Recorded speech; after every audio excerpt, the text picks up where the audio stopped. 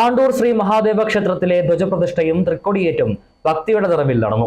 ക്ഷേത്രം തന്ത്രി അനിൽ ദിവാകരൻ നമ്പൂതിരിയുടെ മുഖ്യ കാർമ്മികത്വത്തിലും മേൽശാന്തി മോഹൻ നമ്പൂതിരിയുടെ സഹകാർമ്മികത്വത്തിലുമാണ് ധ്വജപ്രതിഷ്ഠ നടന്നത്. നിരവധി ഭക്തജനങ്ങൾ ക്ഷേത്ര ചടങ്ങിൽ പങ്കെടുത്തു.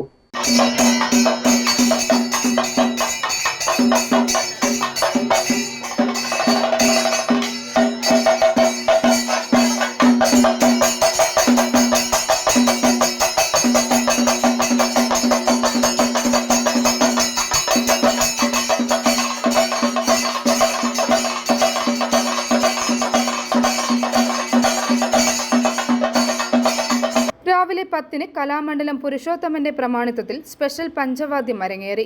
രാവിലെ 9:45-നും 10:30-നും മധ്യയുള്ള ശുഭമുഹൂർത്തത്തിലാണ് ക്ഷേത്രത്തിലെ ധ്വജപ്രതിഷ്ഠ നടന്നത്. തുടർന്ന് വാഹനപ്രതിഷ്ഠ, മഹാദേവന് ബ്രഹ്മകലശാഭിഷേകം, മഹാപ്രസാദഊട്ട്, വിന്റേജ് വയലിൻ അവതരണം, വൈകുന്നേരം കാണിക്കിഴി സമർപ്പണ ഘോഷയാത്ര, കാണിക്കിഴി സ്വീകരണം, കാണിക്കിഴി സമർപ്പണം, ദീപാരാധന, ചുറ്റുവിളക്ക് എന്നിവ നടന്നു.